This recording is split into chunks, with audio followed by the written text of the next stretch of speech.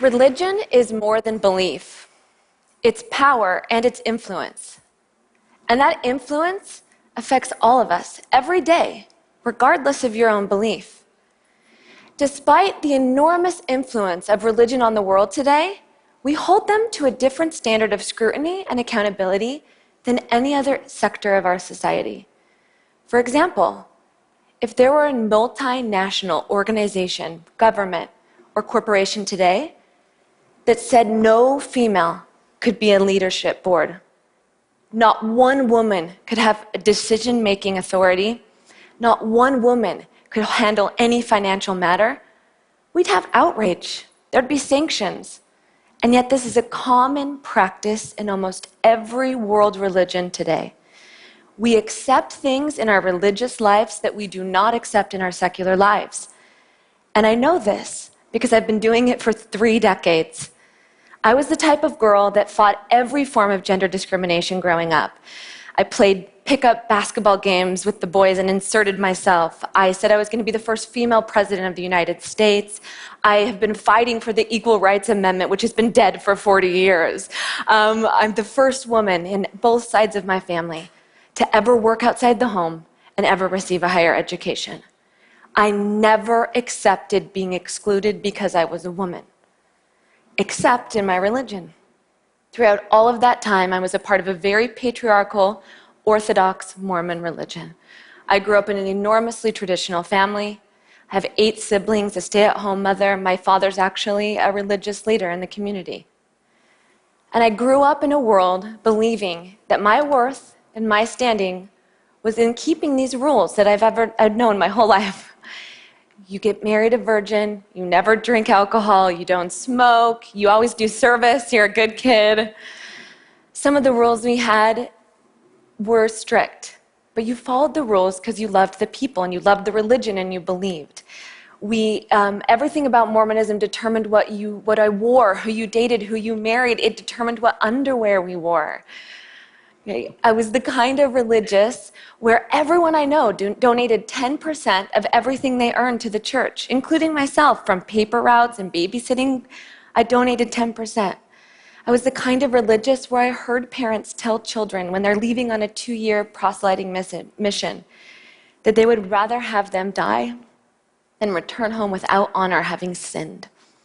I was the type and the kind of religious where kids kill themselves every single year because they're terrified of coming out to our community as gay. But it was also the kind of religious where it didn't matter where in the world I lived, I had friendship, instantaneous mutual aid. This was where I felt safe. This is certainty and clarity about life. I had help raising my little daughter. So that's why I accepted, without question, that only men can lead. And I accepted, without question, that women can't have the spiritual authority of God on the earth, which we call the priesthood.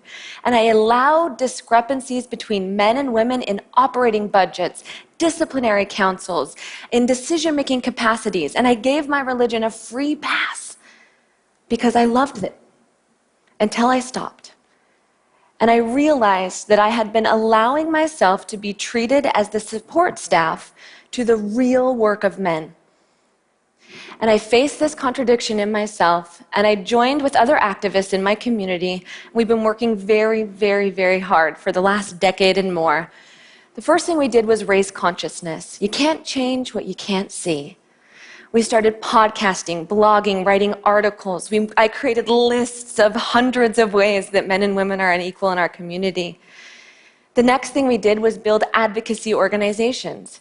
We tried to do things that were unignorable, like wearing pants to church and trying to attend all-male meetings. These seem like simple things, but to us, the organizers, they were enormously costly.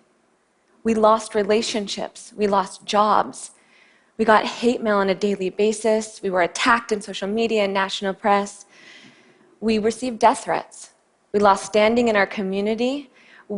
Some of us got excommunicated, most of us got put in front of a disciplinary council, and we were rejected from the communities that we loved because we wanted to make them better, because we believed that they could be. And I began to expect this reaction from my own people. I know what it feels like when you feel like someone's trying to change you or criticize you. But what utterly shocked me was throughout all of this work, I received equal measures of vitriol from the secular left. The same vehemence as the religious right. And what my secular friends didn't realize was that this religious hostility, these phrases of, oh, all religious people are crazy or stupid, don't pay attention to religion, they're going to be homophobic and sexist. What they didn't understand was that that type of hostility did not fight religious extremism, it bred religious extremism. Those arguments don't work. And I know because I remember someone telling me that I was stupid for being Mormon. And what it caused me to do was defend myself and my people and everything we believe in, because we're not stupid. So criticism and hostility doesn't work.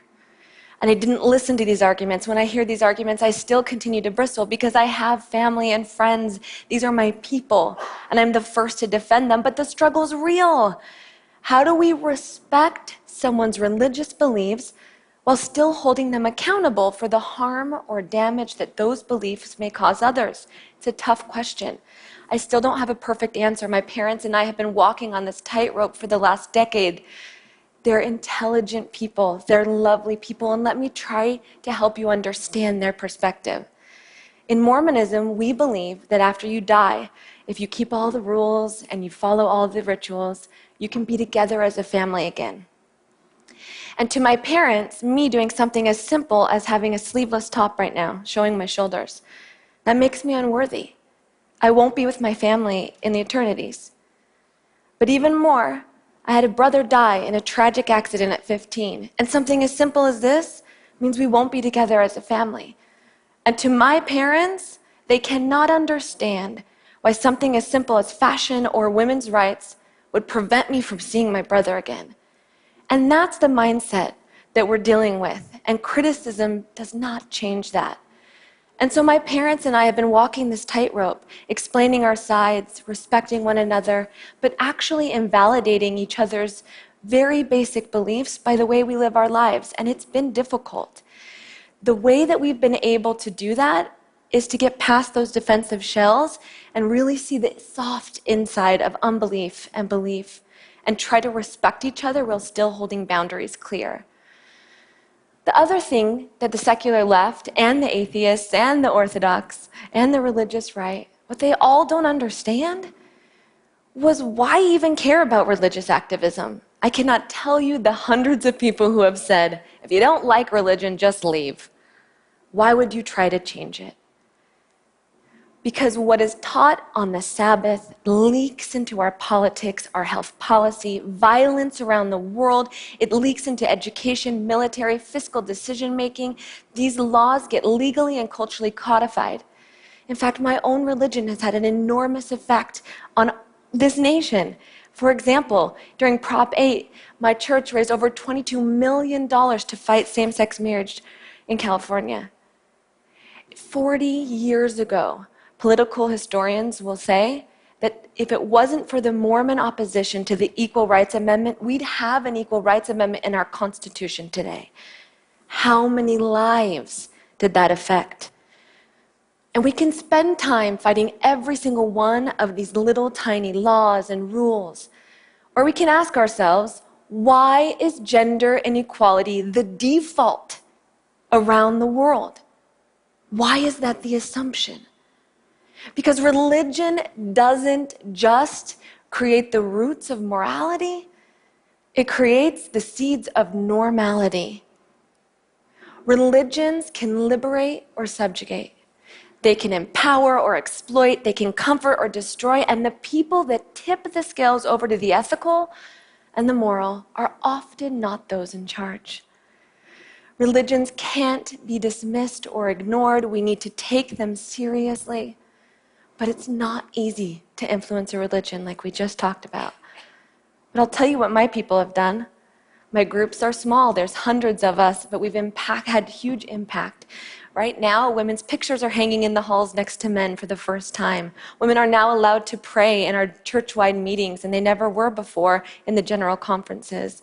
As of last week, in a historic move, 3 women were invited down to 3 leadership boards that oversee the entire church. We've seen perceptual shifts in the Mormon community that allow for talk of gender inequality. We've opened up space, regardless of being despised, for more conservative women to step in and make real changes. And the words women and the priesthood can now be uttered in the same sentence. I never had that. My daughter and my nieces are inheriting a religion that I never had, that's more equal. We've had an effect. It wasn't easy standing in those lines, trying to get into those male meetings. There were hundreds of us. And one by one, when we got to the door, we were told, I'm sorry, this meeting is just for men. And we had to step back and watch men get into the meeting as young as 12 years old, escorted and walked past us as we all stood in line. But not one woman in that line will forget that day, and not one little boy that walked past us will forget that day. If we were a multinational corporation or a government and that had happened, there would be outrage. But we're just a religion. We're all just part of religions. We can't keep looking at religion that way.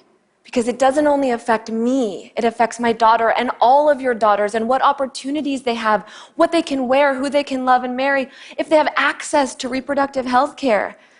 We need to reclaim morality in a secular context that creates ethical scrutiny and accountability for religions all around the world. But we need to do it in a respectful way that breeds cooperation and not extremism. And we can do it through unignorable acts of bravery, standing up for gender equality. It's time that half of the world's population had voice and equality within our world's religions, churches, synagogues, mosques, and shrines around the world. I'm working on my people. What are you doing for yours?